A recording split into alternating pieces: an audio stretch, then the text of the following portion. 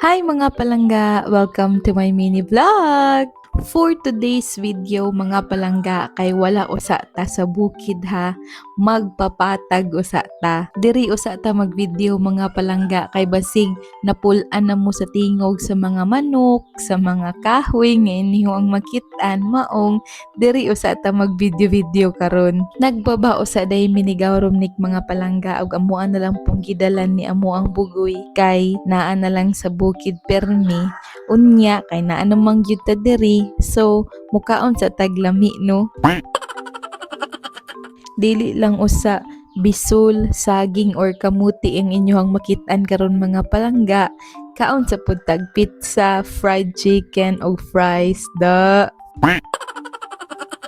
Naaday mi diri karon sa Dreamy Food House sa Malita mga palangga for sure sa mga taga Malita diri kay familiar na gyud mo ani nga lugar. Diri man gud among ganahan ni Gawromnik mukaon kay aside sa dako ilang place kay ganahan po jud kay ko sa ilang pizza. Taste legit gyud. Daghan mag nagabaligya og pizza diri sa Malita mga palangga no. Pero diri man gud sa Dreamy akong ganahan gyud nga lasa sa pizza. No offense sa uban nagabaligyag pizza sa Malita ha. But ang lasa lang jud sa ilang pizza diri ang pinakaganahan ako. Klaro man pud siguro ninyo sa ko ang mga hungit. And pagkahuman na mo dito sa Dreamy kay nihapit usa mi diri sa Minute Burger kay atoa sa apong palitan atong mga kauban sa balay no. Dalhan sa pud nato. Of course kauban gyapon nako ako ang bugoy si Gawromnik na didto naghulat sa gawas kay perting initag yo diri sa Malita.